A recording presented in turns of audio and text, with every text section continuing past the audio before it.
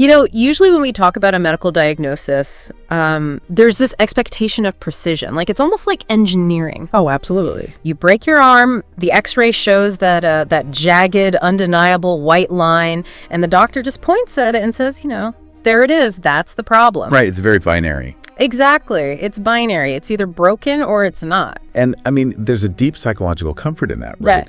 We fundamentally crave for things to be visible. Yeah. We want our pain categorized, labeled, and, neatly boxed away so we can figure out exactly how to fix it. Right. But then you step into the world of profound neurodevelopmental trauma, or you wade into the murky, terrifying waters of absolute literary ambition and psychological collapse. Which is a whole different ballgame. It really is. And suddenly that x-ray machine just shatters.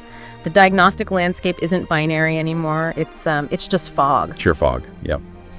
And today, for this deep dive, we are plunging straight into the thickest, most labyrinthine fog imaginable, the streets of 1920s Barcelona. Oh, it's such a setting. So good. I want you to picture the heavy mist rolling in from the Mediterranean Sea. It's like obscuring the jagged gargoyles of the Gothic architecture. Setting the mood, I like it. Yeah, and the air is thick with the smell of damp ancient stone mixed with the sweet, oily scent of freshly made churros from the street vendors. Which is such a specific, vivid contrast. It is. It's a city that is practically vibrating with history, shadows, and secrets. A place where the desperate desire to be remembered, to, create something immortal, can quite literally cost you your soul. It's a setting that Carlos Ruiz Zafón crafts not just as a backdrop, but, it's an active, breathing predator waiting in the alleyway. Yes, exactly. And the atmosphere is crucial because it mirrors the internal landscape of our subject today. Absolutely. So our mission for this deep dive is to tear through the pages of Zafón's Gothic masterpiece, The Angel's Game, or El Juego del Ángel. A brilliant, brilliant book. We're diving into the tragic, spiraling life of a protagonist named David Martín. We're examining a Faustian bargain he strikes with a mysterious publisher, and unpacking the terrifyingly blurred reality he descends into. Right, because the goal here is to extract the core mechanics of madness, really. Yeah, the manipulative power of storytelling and the devastating price of creation. Because, navigating 700 pages of an unreliable narrator slowly losing his grip on reality. It requires a flashlight. It really does. And we are going to shine that light into the darkest corners of the cemetery of forgotten books. It's essentially a psychological thriller that masquerades as a historical mystery. It asks incredibly uncomfortable questions about what drives us to create, and more importantly, what we use our work to escape from. Right. And to understand what David is trying to escape, we have to start at the absolute bottom. The very bottom, yeah. The forge where his ambition is hammered into shape. We're introduced to David as a young boy living in a squalid, freezing attic in Barcelona. His entire existence is defined by poverty and a brutally abusive alcoholic father. And we should clarify, this isn't just a generic bad father trope. No, not at all. This man is a veteran of the Spanish military who came back from the Philippines completely shattered. Which is such a specific historical anchor, right? It really is. It explains so much of the ambient dread in this story. We're talking about the aftermath of the Spanish-American War in 1898. Right. For Spain, this wasn't just a military defeat. It was a profound national humiliation. They lost Cuba, Puerto Rico, the Philippines. The empire basically collapsed overnight. Exactly. And the soldiers who survived and returned, they were known as Los Repatriados. They came back diseased, broken, and just entirely abandoned by the government that sent them to die. Wow. They were ghosts haunting a society that desperately wanted to look the other way. And David's father embodies that catastrophic generational scar. So he went to a sweltering jungle for a cause he didn't even understand. Right. Suffered unspeakable horrors and returned to a country that didn't care. To a wife who eventually abandoned him. He is the physical manifestation of national shame and personal failure. And tragically, he projects all of that venom directly onto David. Yeah. The living conditions are almost suffocating to read about. The cold just seeps into their bones. The father barely holds down a job as a night watchman at a local newspaper, and he drinks away whatever pennies he earns. It's incredibly bleak. And David is a sickly child, and the truly horrifying part is that the father almost resents David for surviving his childhood illnesses. Yes. It's as if the boy's continued existence is a constant mocking reminder of the father's own inability to escape his life. Well, and it establishes a baseline of expectations for David. Right, exactly. From his earliest memories, he learns that the world is inherently cruel, arbitrary, and, violently indifferent to his suffering. He just expects abandonment. Exactly. So he doesn't seek solace in human connection. He seeks it in the abstract, controllable world of words. Words become his armor. Like, David saves every stray penny he finds. His father thinks he's buying licorice or cheap sweets like a normal kid, but David is secretly hoarding coins to buy used books. Which is so heartbreaking. It really is. His absolute sanctuary in this miserable existence is a dusty, magical bookstore run by a gentleman named Señor Semper. Semper is such a great character. The best. And recognizing the boy's desperation and hunger for stories, Semper gifts David a treasured, worn copy of Charles Dickens' Great Expectations. Which is just so perfect. David reads it 9 times over. It becomes his religion. The irony of that specific book title in David's life is staggering, if you think about it. Oh, totally. Great Expectations. Yeah, right. Here is a child living in the absolute gutter of society, with literally zero expectations for his future. And he's obsessively reading a Victorian novel about an orphan who suddenly comes into a mysterious, life-changing fortune. Wow. Yeah, it functions as both a mirror of his own orphan soul and like a cruel mockery of his inescapable reality. Exactly. It plants the seed of hope that maybe, just maybe, a benefactor will appear to change his life. But hope is dangerous in an abusive household. Extremely. And this leads to the pivotal trauma that shatters David's childhood. One night, the father comes home completely drunk and enraged. He discovers David huddled under a blanket, reading Great Expectations by the light of a single, bare electric bulb. Oh, this scene is so hard to read. It's brutal. The father doesn't just see a kid reading a book. He sees literature, education, and imagination as a direct insult to his own illiteracy. His trauma, his absolute failure in life. It's a threat to him. So he snaps. He smashes the light bulb with his bare hand, showering David's face with broken glass. Ugh. Then, in the darkness, he beats the child mercilessly. He throws the book against the wall, tearing its pages, and wraps his hands around David's throat. He comes terrifyingly close to choking his own son to death. It's a visceral, deeply disturbing sequence. Because, the father isn't merely trying to destroy the physical object of the book. Right. He is trying to violently eradicate David's capacity to dream beyond the walls of their freezing attic. It's basically an attempted murder of the boy's imagination. And the resilience, or maybe the desperate stubbornness of David is incredible. Because the very next morning, battered, bruised, and bleeding, David sneaks out of the apartment. He doesn't go to a doctor. No. He goes straight to Semper to return the damaged book, just to keep it safe from his father's wrath. He shows where his priorities are. But the tragedy of his childhood isn't over. Shortly after this beating, David goes to the newspaper office to meet his father. And as they are standing on the street, 3 men emerge from the shadows. Out of nowhere. Without a word, they gun the father down on the cobblestones. Wow. David is left kneeling in the dirty street, holding his bleeding father, feeling the man's life ebb away right there in his arms. And that moment is the crucible. The trauma is now irrevocably complete. David is orphaned, fundamentally alone, and his entire psychological framework is now cemented in violence, loss, and the sudden arbitrary nature of death. It really sets the stage. It does. From this exact point forward, literature stops being merely an escape. It becomes a compulsory survival mechanism. To survive, he literally hides in the printing press room of the newspaper, The Voice of Industry, for 2 weeks. 2 weeks. He sleeps curled up among the massive, oily steel machines, still wearing the clothes covered in his father's dried blood, until the staff finally discovers him. And they take pity on him and let him stay on as an errand boy. Right. And the censored details we get about this newspaper are fascinating. The Voice of Industry operates out of a converted, abandoned sulfuric acid factory. Yes. The pungent, biting smell of acid and sulfur still permeates the brick walls, the wooden desks, and the clothes of every employee. It's as if they are toiling away in the antechamber of hell.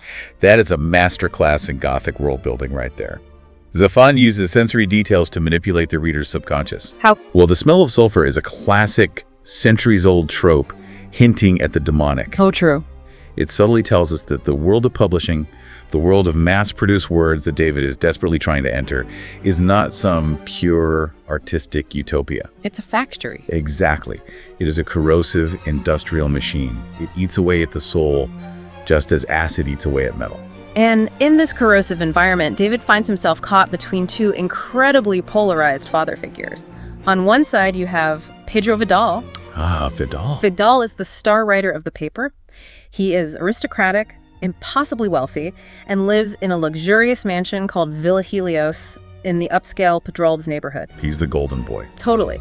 He glides into the newsroom wearing bespoke silk suits, smelling of expensive cologne, and driving a gleaming Hispano-Suiza automobile. And the punchline to all this grandeur. He is an absolutely terrible writer. Awful. His prose is purple, self-indulgent, and utterly lifeless. Vidal represents everything David lacks.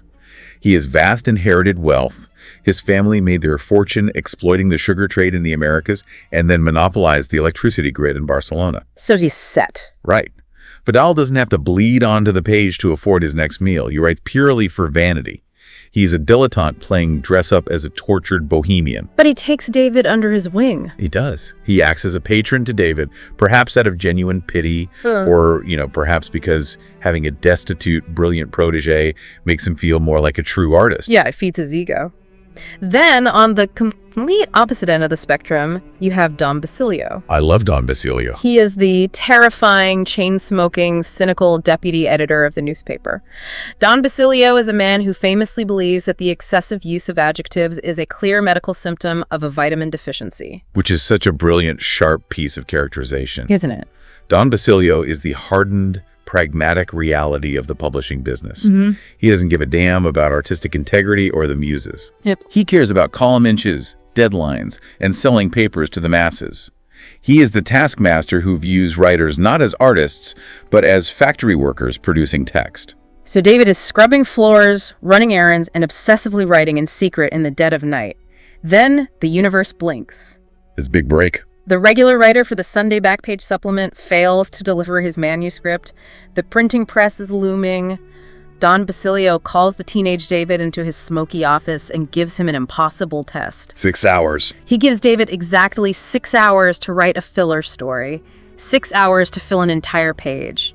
Basilio looks him dead in the eye and says, "I want a story I haven't read before, and if I have read it, I want it written so damn well I don't notice it's stolen." It is a trial by fire. I mean, most writers would freeze under that kind of pressure. I know I would. Right. But for David, this isn't an exercise in creativity.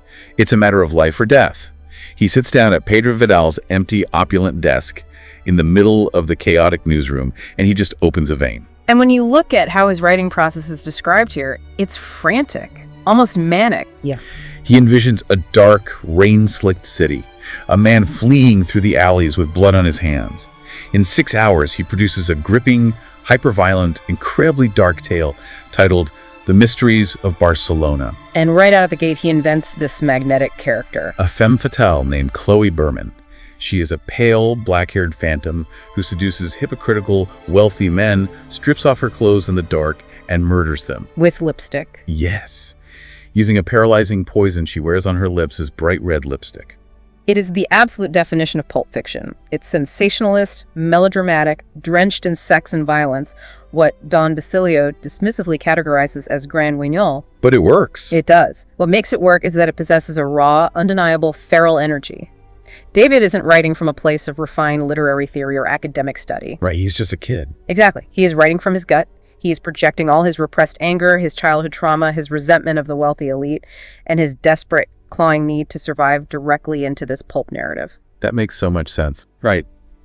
Chloe Berman killing wealthy hypocrites is David's subconscious exacting revenge on the world that allowed his father to be murdered in the street. Don Basilio reads the pages, doesn't say a single word about its artistic merit, simply hands David a 10 peseta note and tells him to bring another installment next week. The ultimate validation for Basilio. Right. The story is printed, and it is a massive overnight sensation with the readers. Circulation spikes. But this success triggers something incredibly ugly in the newsroom. Oh, the envy. Yeah. His older, untalented, comfortable colleagues, the men who have spent years churning out mediocre copy, suddenly realize that this teenage errand boy has more raw talent in his pinky finger than they have in their entire bodies. They cheated. They are consumed by intense, venomous envy. They stop speaking to him, they mock him, and eventually this petty, festering jealousy leads to them orchestrating a situation where David is unfairly fired from the newspaper. This highlights a deeply cynical but realistic theme Zafón weaves throughout his work: the sheer toxicity and destructive power of mediocrity. That's a great way to put it. David's colleagues were perfectly comfortable in their own failure, as long as everyone else was feeling alongside them. David's sudden success holds up an unforgiving mirror to their own lack of talent. So they have to destroy him. Exactly. Envy, in this universe, is the religion of the failed. Right. They set out to destroy David, not because he committed any wrong, but precisely because he did something extraordinary.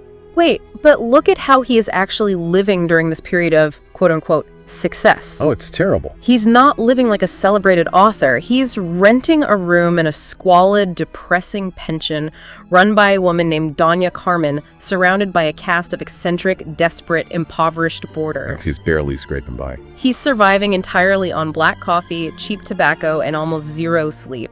He's churning out these pulp installments week after week just to avoid starving. Yeah. It's like he's frantically building a bridge out of paper while standing directly over a blazing inferno. Ooh, I love that analogy. Thanks. I mean, he is writing to save his life. But the very process of writing, the exhaustion, the isolation, the toxic work environment, is literally destroying his body. That imagery gets right to the heart of his neurosis. David is using his own life force as the combustible fuel to keep his literary engine running. Yes. He doesn't view writing as a profession or a calling. It is an existential imperative. If he stops typing, he falls into the fire. If he stops producing words, he ceases to exist. It makes you wonder about our own paper bridges, right? Oh, for sure. Have you ever pursued a goal, maybe a promotion, a creative project, a financial milestone, so relentlessly that the pursuit itself became a destructive force in your life? I think we all have at some point. Right. Have you ever felt that if you stopped hustling, if you stopped being productive, you would just disappear into the background? We idolize this kind of grind today, but David Martín shows us the terrifying endpoint of that mindset. He is the ultimate cautionary tale of the workaholic creator. His identity is so entirely subsumed by his output that when he gets fired from the newspaper, he doesn't just lose an income stream. His entire sense of self evaporates. He's a blank slate. He is left drifting, which makes him the perfect vulnerable prey for predators. And right on cue, the predator circle. Yep. Fired, desperate, and facing starvation, Pedro Vidal swoops in to play the savior. Vidal uses his connections to get David a contract with a publishing house run by two deeply shady partners named Burrito and Escobillas. The absolute worst. And the physical descriptions of these two men are just revolting. Burrito is short, round, and hypocritical, a former cured meat salesman who conducts business like a mob boss. And Escobillas. Escobillas is tall, gaunt, deeply hostile, and happens to be a former undertaker. He constantly reeks of formaldehyde, supposedly to cover up the lingering smell of the corpses he used to handle. Again, we see Zafón manipulating us with sensory details here. The smell. Yes. The smell of formaldehyde and the background in cured meat. These are the scents of preserved death. Ooh! It signals to us immediately that these publishers have absolutely zero interest in nurturing living art.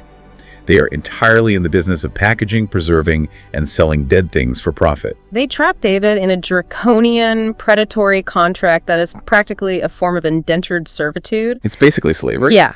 He is legally bound to write 200 pages a month of a gruesome, hyper-violent, penny-dreadful series called City of the Damned. And the ultimate insult. The man. He doesn't even get to build his own reputation. He is forced to write under the ridiculous schlocky pseudonym Ignatius B. Sampson. It's so demeaning. He gets paid absolute pennies, barely enough to keep the lights on, while Burrito and Escobillas rake in a fortune off his sweat and blood. It is the total commodification of his soul. He is quite literally ghostwriting his own youth away. Right. The pseudonym strips him of his identity, ensuring that even if the work is wildly popular, he will never receive the literary glory or the social validation he so desperately craves. He is a ghost, haunting his own life. And the physical toll of this relentless, soul-crushing output finally catches up to him. David starts suffering from these blinding, agonizing headaches. This part is terrifying. He describes it as feeling like a hot iron drill is being slowly driven through his skull. His vision blurs, he collapses. He finally scrapes together enough money to visit a reputable physician, Dr. Trias. And it's bad news. Dr. Trias delivers the absolute worst news imaginable. David has a massive, inoperable brain tumor. At 28. Yes. Given the state of 1920s medicine, there is nothing to be done. He's given, at most, 1 year to live. The fire under his paper bridge has finally consumed him. Wow. Yeah. His body is staging a violent, fatal rebellion against the years of neglect, caffeine, nicotine, and sheer stress. Symbolically, the tumor functions as a physical manifestation of the toxic, violent pulp words that have been festering inside his head. The writing is literally killing him. Exactly. The city of the damned is rotting his drain. So let's take stock. He's 28 years old. He has a death sentence. He is legally enslaved to a contract writing trash he loathes under a fake name, enriching men he despises. Rock bottom. He is at the absolute nadir of human existence, and right at this moment of total vulnerability, a man steps out of the shadows. Enter Andreas Corelli. The classic Mephistopheles figure. The devil at the crossroads. Corelli is a wealthy, mysterious French publisher who claims to represent Éditions de la Lumière in Paris. He is impossibly elegant, always impeccably dressed in a white suit, and he always wears a distinctive silver angel lapel pin. A very striking visual. Very. His eyes are described as deep, ancient, and terrifying, and his smile is so unnerving it makes David's blood run cold. He's not subtle. No. Yeah. Corelli doesn't just offer David a way out, he offers him the world. He offers David the astronomical sum of 100,000 francs. What is a fortune? A massive fortune? But he doesn't want a pulp thriller. He doesn't want a romance. Corelli looks at David and tells him he wants him to invent a new religion. It is a breathtaking premise. But notice the nuance here. What do you mean? Well, Corelli isn't asking for David to sign over his soul in blood in exchange for earthly pleasures. He is asking to purchase David's specific talent. Okay. Corelli recognizes something that David himself barely understands. David has the profound, dangerous ability to sway human emotion and manipulate minds with his storytelling. Ah, right. Because of the pulp success. Exactly. Corelli's philosophical argument here is fascinating. He insists that religion, stripped of its divine claims, is simply the ultimate, most successful form of storytelling ever created. That's a bold claim. Very bold. It's a sweeping narrative that gives terrified humans hope, provides them with strict rules to live by, and offers a comforting explanation for the terrifying void of existence. So he wants to manufacture it. Yes. Corelli wants David to take the mechanical hooks of popular fiction, the suspense, the emotional manipulation, the simple morality, and apply them to the human soul.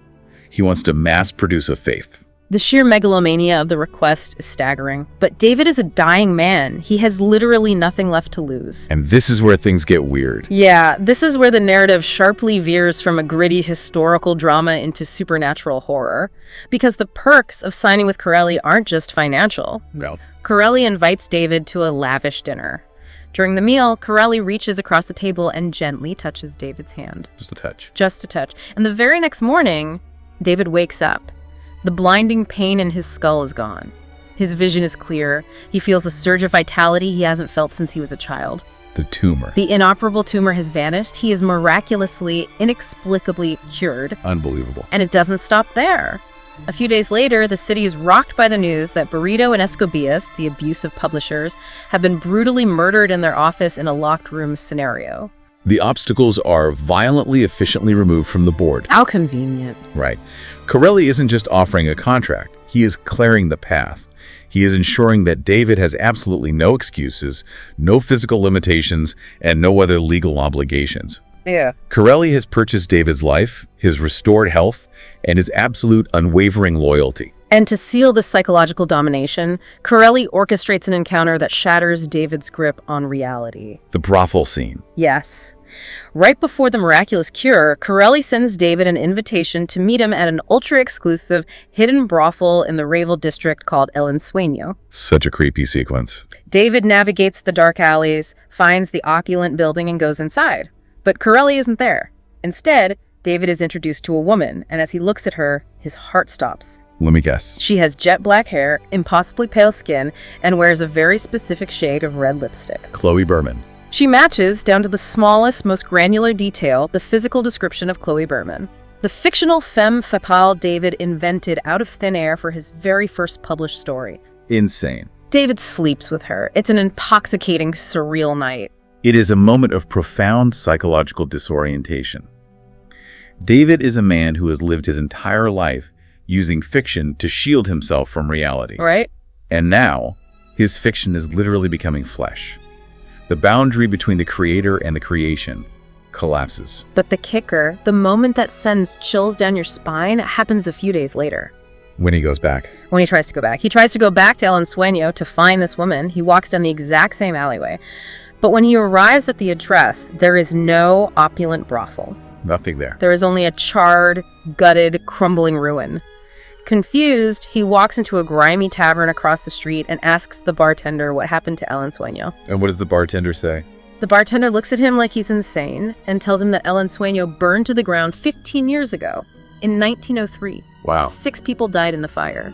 The building has been an empty, cursed ruin ever since. See, this is the precise moment Zafón masterfully removes the floorboards from beneath the reader. Yeah, you don't know what to believe. We are forced to question the fundamental reality of the narrative. Did David actually go to a supernatural brothel? Was the woman a ghost? Or a trick. Right? Was it an incredibly elaborate theatrical trick orchestrated by Corelli using a ruined building and actors? Or, is it a massive hallucination, a symptom of David's rapidly decaying mind? Think about it. What if Andreas Corelli isn't real at all? It's a huge possibility. What if we look at Corelli as the ultimate terrifying manifestation of the placebo effect gone rogue? A physical projection born out of extreme psychological stress and an undiagnosed, untreated brain tumor. Exactly. What if David's subconscious mind, desperate for survival and furious at his exploitation, invented this omnipotent, demonic publisher to justify murdering his own bosses? So David is the killer. Right. What if David killed Burrito and Escobillas himself in a fugue state and invented the whole 100,000 francs to write a religion thing to justify indulging his most megalomaniacal, narcissistic fantasies as a writer? And that builds on the very foundation of Gothic literature. Oh, how so? Well, the monster in the shadows is almost never an external force. It is a dark, repressed projection of the protagonist's own desires or inner corruption. Like Jekyll and Hyde. Exactly. Look at Dr. Jekyll and Mr. Hyde, or the creature in Frankenstein. Corelli provides exactly, suspiciously, what David secretly covets. Revenge, money, health. Violent revenge on those who wronged him, infinite wealth, a miraculous cure for his mortality, and the ultimate godlike literary challenge. It is almost too perfectly tailored to David's neuroses. It's too convenient. It aligns flawlessly with a psychotic break triggered by the pressure of a tumor pressing against the frontal lobe. It's the ultimate temptation. And if we pull this back to the real world, consider the concept of the easy way out. Yeah. Corelli represents the ultimate shortcut we all fantasize about when we are exhausted and beaten down. Success, perfect health, boundless wealth, and the destruction of your enemies, all handed to you on a silver platter. But there's a catch. There's always a catch. You just have to agree to compromise your core moral self and write a lie that will manipulate millions. What is the ultimate price you would refuse to pay for your own absolute success? It's a heavy question. If you were starving and a man who seemingly bleeds shadows offered you the world to write a lie, would you take the pen? I mean, most of us would like to comfortably assume we would refuse. We believe in our inherent virtue. Right. But when you have been starved of affection, starved of money, and starved of recognition for your entire life, as David has been, the devil's offer doesn't look like a curse. It looks exactly like salvation. So David takes the money, he takes the health. And what does he do with this new salvation? Real estate. He moves out of the squalid pension and decides to buy real estate. But he doesn't buy a sunny villa by the sea. Of course not. He buys the Tower House on Cauliflossarders. It is a massive, decaying, disproportionate, sinister mansion in the heart of the old city that has been locked up and abandoned for 2 decades. It sounds lovely. Ugh, it's a dream. It boasts a looming tower, leering stone gargoyles, and a heavy, rusted iron gate. When David and the terrified real estate agent finally cut the chains and go inside, it's like stepping into a mausoleum. It's a time capsule of dread. They find long-rotted dinners still sitting on the dining room table under an inch of dust. There is a phonograph in the parlor with a Mozart record still resting on the turntable. Spooky. The closets are full of clothes. The previous owner didn't just move out, they vanished. It is the quintessential haunted house setup. But the tower house functions mechanically as much more than just a spooky backdrop. It is a psychological mirror. Okay, tell me more. If you analyze Gothic architecture in literature, think of Edgar Allan Poe's The Fall of the House of Usher. The decaying labyrinthine house physically represents the protagonist's compartmentalized, decaying mind. Oh, wow. By choosing to move into this rotting, shadowy, abandoned structure instead of somewhere bright and living, David is subconsciously choosing isolation. He is literally moving into his own inevitable doom. He specifically tells the agent he wants it because it looks sinister. Right. He's fundamentally drawn to the darkness because it's all he knows. Once he moves in, he begins digging into the history of the house and uncovers the story of the previous owner, a man named Diego Marlaska. Marlaska's story is tragic. Very. Marlaska was a brilliant, prominent, highly respected lawyer in Barcelona. He had a beautiful wife, wealth, and status, but his life imploded when his young son tragically drowned in a pool. And that grief broke him. The grief shattered Marlaska. He abandoned his law practice, left his wife, and began obsessively dabbling in spiritism, dark magic, and seances. Just desperately trying to contact the spirit of his dead boy. Right. He fell under the spell of a supposed witch named Irene Sabino, moved into the tower house, and eventually his burned, unrecognizable body was found in the house. And as David obsessively investigates Marlaska's descent into madness, the narrative tension tightens like a vice. It really does. Because David isn't just reading about a tragic previous tenant. The deeper he digs, the more horrifying the parallels become. He is reading the blueprint of his own fate. It's terrifying. David uncovers documents proving that Diego Marlaska was also hired by Andreas Corelli. The exact same guy. Years ago, Corelli came to the grieving lawyer and offered him the exact same deal: invent a new religion. Marlaska accepted the deal and began writing a dark, blasphemous manuscript titled Lux Eterna Eternal Light. And the typewriter. Yes. David goes into the study of the tower house and realizes that the beautiful, heavy, antique Underwood typewriter he found on the desk, The one he's been using. the very machine he has been happily using to type his own notes for Corelli, is the exact same machine Marlaska used to write his doomed, madness-inducing book. It reveals the cyclical nature of Corelli's game. The Angel's game, you know. It really is a game to him. Corelli has played this out before. He specifically hunts for broken, grieving, desperate men. He gives them the financial freedom and the tools to create a monstrous, manipulative ideology. And then what? And then he simply sits back and watches them self-destruct under the weight of their own creation. Marlaska was the previous pawn. David is just the current piece on the board, walking the exact same path. Now, I have to pause and look at David's psychology here because he becomes incredibly frustrating as a protagonist. Oh, highly frustrating. He is walking right into a bear trap that is sitting out in broad daylight. It's exactly like watching a slasher movie where the entire audience is screaming at the screen, "Don't go down into the basement, the killer is clearly in the basement." Except David isn't just wandering into the basement. He is the basement. He knows Marlaska was ruined by this project. He knows the house is tainted. He knows Corelli is deeply dangerous, whether as a supernatural entity or a criminal mastermind. Yet he stays. He actively chooses to stay. He keeps typing. Why? Because his insatiable curiosity as a writer completely overrides his basic human survival instinct. Yes. He is so arrogant, he wants to know how the story ends, even if he has to die to read the final page. That arrogant compulsion is the fatal flaw of the artist. He genuinely believes he can control the narrative. He thinks he's special. Exactly.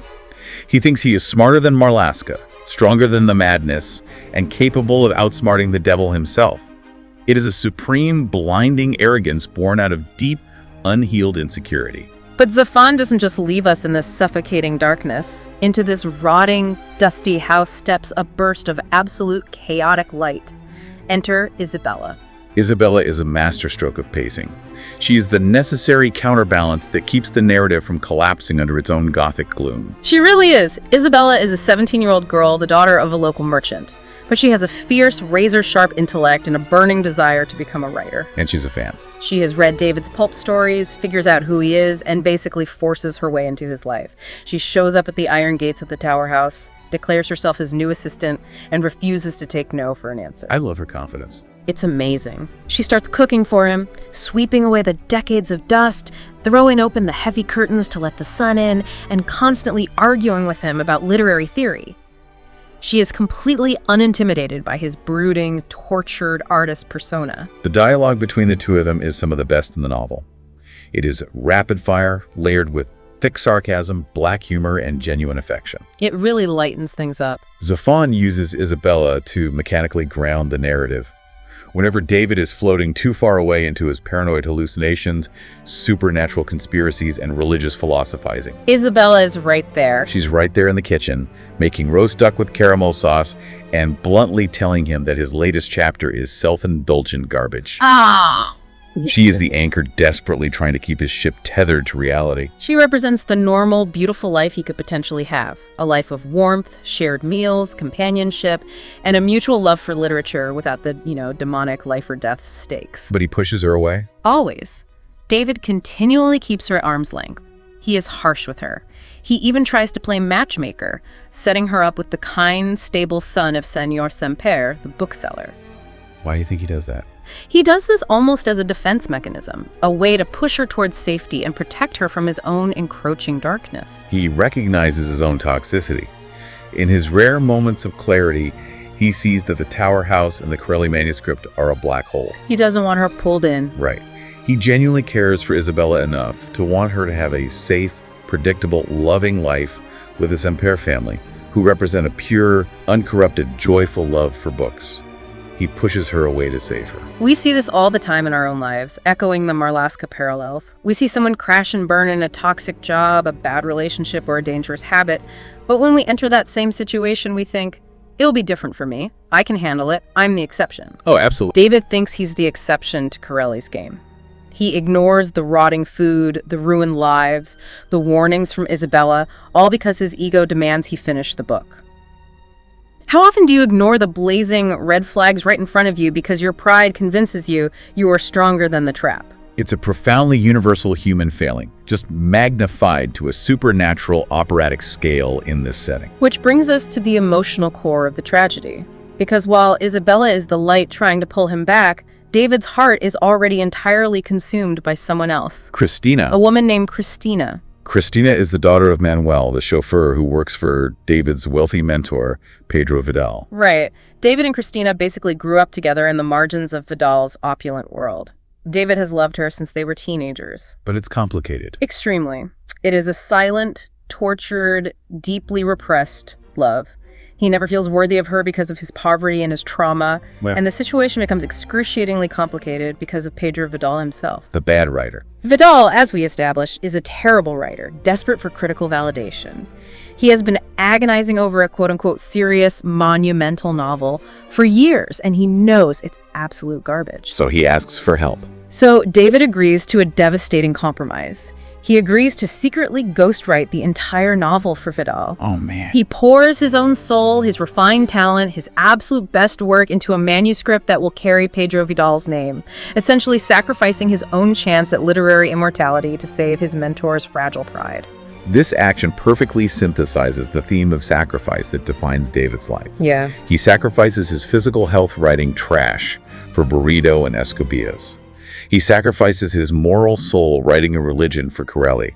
And here, in the ultimate act of self-effacement, he sacrifices his true literary voice, his pure art, for Vidal. Just gives it away. He is constantly carving away pieces of his identity and handing them to other men. But the ultimate betrayal, the knife twist that truly breaks David, happens while he's ghostwriting this masterpiece. Pedro Vidal, unaware of the deep love between his protege and his chauffeur's daughter, asks Christina to marry him. And she says yes. And she says yes. Vidal is incredibly wealthy. He can offer her absolute stability, high society status, and the means to afford the best medical care for her ailing father. It makes sense for her. It does.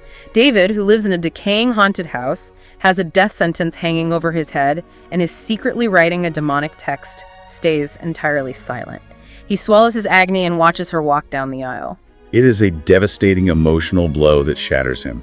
David writes the brilliant book that makes Vidal a celebrated, respected genius in the literary salons of Barcelona. And Vidal gets the girl. And in return, Vidal gets the woman David loves. David is left utterly hollowed out, with nothing remaining in his life except the cold, dark contract with Andreas Corelli. But a marriage built on obligation and insecurity cannot last. Never. Vidal, despite his immense wealth and newfound literary fame, is deeply insecure. He knows he is a fraud. The marriage is a disaster, and eventually, he abandons Christina. And where does she go? Broken, traumatized, and alone, Christina seeks out the only person she truly trusts, David. They finally confess their feelings. They desperately try to run away together. To Paris, right? They plan to take a train to Paris, to leave behind the suffocating shadows of Barcelona, the manipulations of Vidal, and the creeping dread of the Tower House.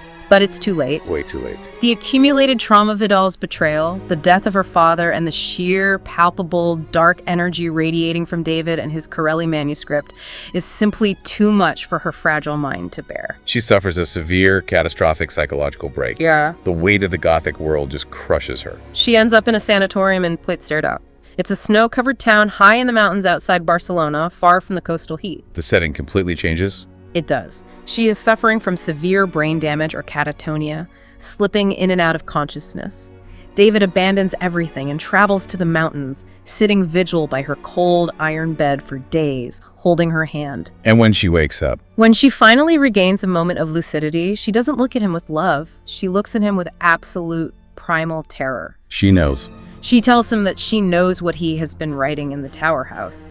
She senses that the manuscript for Corelli is pure evil, a poison that is infecting his soul, and she declares that she's going to destroy it to save him. Christina's desire to burn the manuscript symbolizes her profound recognition of the demonic obsession consuming David. She sees right through it. She correctly identifies that his devotion to this dark art is literally killing him, and by extension, destroying anyone who gets close to him. She tries to violently purge the poison. Which leads to the most devastating climax imaginable. In the dead of night, wearing only her thin hospital gown, Christina escapes the sanatorium. Into the snow. She flees into the freezing snow-covered mountains. David wakes up, realizes she's gone, and chases after her into the blizzard. He tracks her to the edge of a massive frozen lake. She is running out onto the ice. Oh, scene. David is screaming over the howling wind, begging her to stop, warning her the ice is too thin. He runs after her. He is mere inches away from reaching her hand when the ice cracks. It's so tragic. She plunges into the freezing black water, and the ice instantly shifts and closes over the hole. David drops to his knees, pounding his bare fists against the solid ice until his hands are bloody and mangled, screaming as he watches the woman he loves drown right in front of his eyes. Separated by a few inches of frozen water. Utterly powerless to save her. It is a chilling, poetic, and horrifying mirror to the history of the Tower House. Diego Marlaska went completely mad after his young son drowned in water. Oh, the water motif. Yes. Now, David's sanity is entirely irreparably shattered as the woman he loves drowns before his eyes. The element of water, which in literature is so often used as a symbol of baptism, rebirth, and purification, is inverted here. It becomes the tomb. Exactly, an impenetrable, freezing tomb. I have to pause here and ask a deeply uncomfortable question. Okay, let's hear it. Looking at this entire tragic arc, did David ever actually love Christina, or did he just love the idea of her? Ooh, that's a sharp question. When you look at his behavior, his love for Christina feels eerily similar to his love for his fictional characters like the femme fatale Chloe Berman. They're both ideals. Right. He spent years passively watching Christina from afar, romantically imagining a life with her, but he never actually fought for her when it mattered. He let Vidal take her without a single word. He played the martyr. He wants to write her story, he wants to pine for her tragically, but he doesn't know how to actually live in reality with her. When she finally comes to him, broken and needing real, grounded human support, the reality of her trauma is something he can't fix by just hitting the keys on his typewriter. And that builds on a very sharp critique of the artist's mindset. How so? Well, David is a creator, a god of his own fictional universes. He directs narratives where actions have neat, written consequences. But human beings are messy, chaotic, and they don't follow scripts. They really don't. His inability to engage with Christina in a healthy, assertive, grounded way highlights just how profoundly detached he has become from human reality. Yeah. He prefers the controlled, predictable environment of his fiction, even if that fiction is dictated by the devil, over the terrifying unpredictability of a real human relationship. And after Christina dies under the ice, David's mental script completely disintegrates. It's gone. The boundaries between his novel and his life vanish. The fog takes over entirely. The narrative rapidly accelerates into chaos. This is the point in the novel where Zafón completely pulls the rug out from under the reader, and we are left free-falling alongside David. So for weeks, a hardened, cynical police detective named Inspector Grandes has been hunting David. Burrito, Escobillas, former associates of Diego Marlaska, people connected to the Tower House and the publisher, are dropping dead in gruesome ways all over Barcelona. David frantically tries to explain to the police that Andreas Corelli, or perhaps the vengeful ghost of Diego Marlaska, is committing these murders to protect the manuscript. But Grandes isn't buying it. Not a word of it. Grandes doesn't buy the supernatural conspiracy. Grandes looks at the evidence and concludes the most logical, terrifying truth. That David is the killer. David Martín is a violently psychotic serial killer covering his tracks with the delusion. And critically, Zafón provides the reader with just enough breadcrumbs and inconsistencies to suspect that Inspector Grandes might be entirely correct. Driven completely mad by grief, guilt, and rage over Christina's death, David decides to end it. He takes his dead father's old, heavy army revolver, tracks down Corelli's luxurious hidden mansion in the city, and breaks in to kill the devil himself. The final confrontation. He finds Corelli standing silently in the shadows of a grand hallway. David raises the gun and shoots him twice, once squarely in the arm and once directly in the head. Corelli falls. Hot. But as David approaches the body, there is no blood. Fine, dry sand is pouring out of the bullet holes.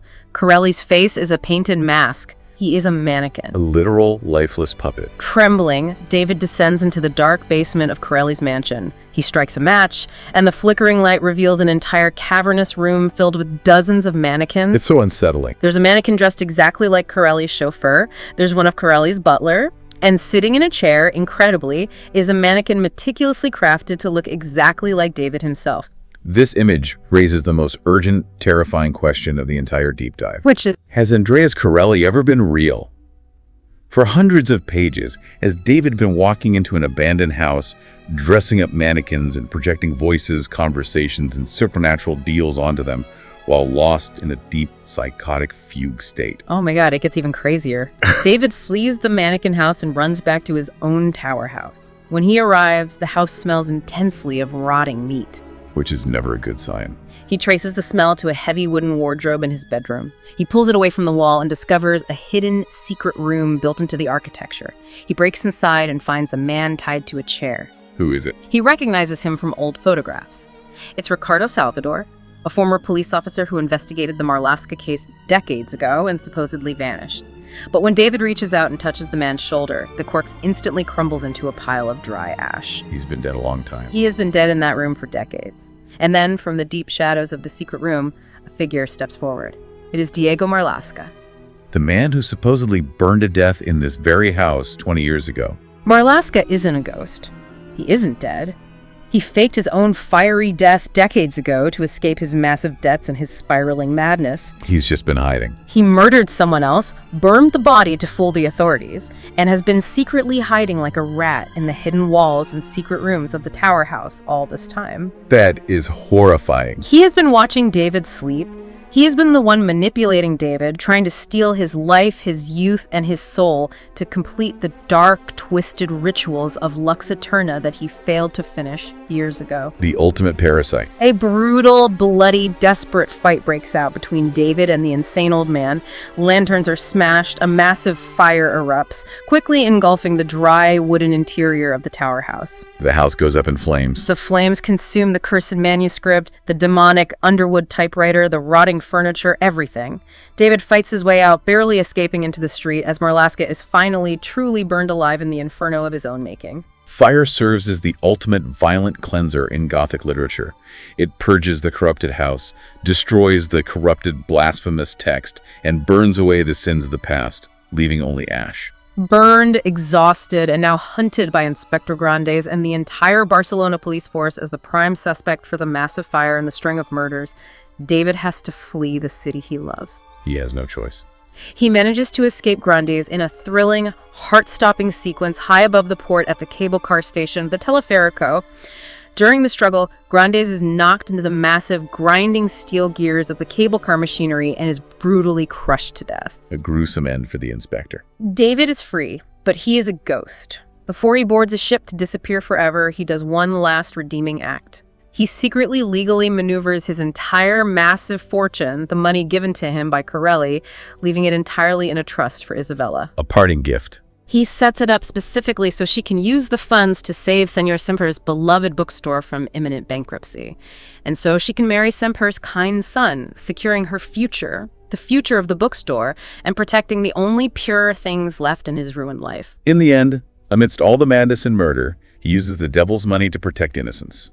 He ensures that Isabella and the Sanctuary of Books survive his destructive wake. David boards a ship and flees to a remote, desolate, freezing beach at the end of the world. He lives there in total isolation in a small shack. Years turn into decades. Just waiting. He survives by reading old, yellowed newspapers, completely disconnected from humanity. And then one gray, windy day, a figure in an immaculate white suit walks down the desolate beach. Corelli returns. It's Andreas Corelli. He looks exactly the same as the day they met. There are no bullet holes in his head. He doesn't bleed sand. And holding Corelli's hand is a 7-year-old girl. This part is so wild. David stares at her, his heart stopping. It is Christina, reincarnated, alive, innocent, and beautiful. It is an ending of profound, exquisite cruelty. Zafón delivers a masterpiece of tragic irony. Corelli walks up to David and tells him that this is his final judgment. The contract is fulfilled. As both a reward and a revenge for his actions, David is granted true biological immortality. The ultimate curse. The tumor is permanently gone. He will never age a single day past his current prime. But the curse of this gift is that he must take this little girl and raise her. Oh, it's sick. He must watch Christina grow from a child into a woman. He must watch her inevitably fall deeply in love with him all over again. He must watch her body age, watch her hair turn gray, watch her grow frail, and eventually he must hold her as she dies of old age. Over and over. And because he is immortal, he will remain forever young, forever trapped in time, condemned to repeat this cycle, watching the only woman he loves die over and over again across the endless stretch of eternity. It's agonizing. The little girl looks up at David with wide eyes and says, "I dreamed we are friends." And David, knowing the agonizing eternal torment that awaits him, softly replies, "Yes, we always have been." And he accepts his fate. If we unpack the brilliant, deliberate ambiguity of Zafón's narrative here, we are left standing between two distinct, equally terrifying interpretations. Okay, lay them out for us. The first is a literal reading. Corelli is truly a supernatural entity, an angel of darkness, who granted David's deepest wishes in the most torturous monkey's paw way possible. Right. It's the ultimate execution of the "be careful what you wish for" trope. David desperately wanted his art to be immortal, and he obsessively wanted Christina. Corelli gives him immortality, and he gives him Christina, but in a way that turns his desires into a literal hell. He's condemned to outlive his love. Right, it instantly brings to mind the tragic Greek myth of Tithonus. Remind me of that one. Tithonus was a mortal prince who was loved by Eos, the goddess of the dawn. She begged Zeus to grant Tithonus immortality so they could be together forever. Zeus agreed, but Eos made a fatal linguistic error. She forgot to ask for eternal youth. Oh, that's right. So Tithonus couldn't die, but his body kept aging, withering, and shrinking until he was nothing but a babbling husk, eventually turning into a cicada. The ultimate technicality. Here, David gets both the immortality and the eternal youth, but his specific curse is to be a permanent, unchanging spectator to the brutal mortality of the woman he loves. It's a horrific punishment for a man who tried to play God with his writing. But then there is the second, perhaps even darker interpretation, the purely psychological reality. The fog. Exactly. What if Corelli was never a demon? What if there was no magic? What if it's all in his head? What if David's undiagnosed brain tumor, combined with his immense childhood trauma, the toxic stress of his work, and the soul-crushing guilt of letting Christina drown, triggered a total, irreversible psychotic break? Oh, wow. Under this lens, David himself murdered his publishers. He hallucinated conversations with stolen mannequins. He set his own house on fire. So the beach ending. In this grounded reading, the ending on the desolate beach isn't a supernatural curse. It is the final, permanent hallucination of a dying, broken mind. That's devastating. The reincarnated little girl on the beach isn't Christina. She's a fantasy concocted by a brain desperately trying to comfort itself in its final fading moments, trying to cope with the unbearable reality that he let her slip under the ice. That dual interpretation is exactly what brings us to our final synthesis. This incredible, multi-layered journey of the Angel's Game is a masterpiece because it refuses to give you the comfort of a simple answer. It really doesn't. It is absolutely a sweeping love letter to the power of books, the smell of paper, and the magic of the written word. But simultaneously, it is a stark, terrifying warning about the intoxicating, destructive nature of unchecked ambition. It forces you to look inward. It's a psychological thriller that forces us to realize that the greatest, most unstoppable monster in the world might just be the human mind itself. Zafón masterfully shows us that the stories we tell ourselves, the narratives we construct to survive our days, are incredibly powerful. He can save us. They are powerful enough to build vast empires, to forge entire religions, to help a beaten boy survive an abusive childhood in a freezing attic. Right. But those exact same stories are dangerous enough to completely blur our reality, isolate us from the people who actually love us, and burn our lives to the ground. Because David loved fiction more than reality. David Martin loved the idea of stories far more than he loved actual messy human life. And in the end, he became permanently trapped inside one. Which leaves us with one final, deeply provocative thought for you to linger on. We've spent this entire time talking about unreliable narrators. We've debated hallucinations, tumors, mannequins, and trauma. The whole 9 yards. But what if we pull the analytical lens back even further? Think all the way back to the very beginning of our discussion.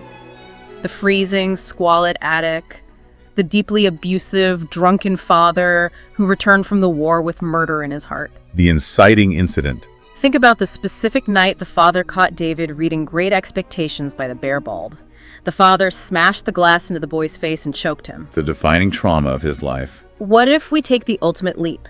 What if David never actually survived that night? Oh. What if he never grew up to escape those freezing streets of Barcelona?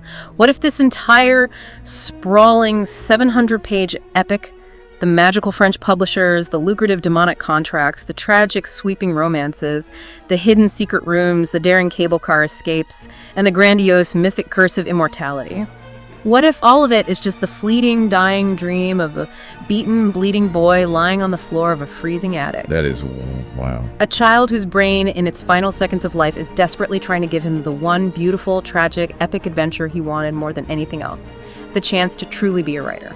That is a thought that will haunt the reader long after the final page is closed. It completely recontextualizes the entire novel from a Gothic thriller into a heartbreaking tragedy of a life unlived. Thank you for joining us on this extensive deep dive into the shadows of the Cemetery of Forgotten Books. Until next time, keep turning the pages of your own lives, stay grounded in the reality of the people you love, and be incredibly careful which stories you choose to believe.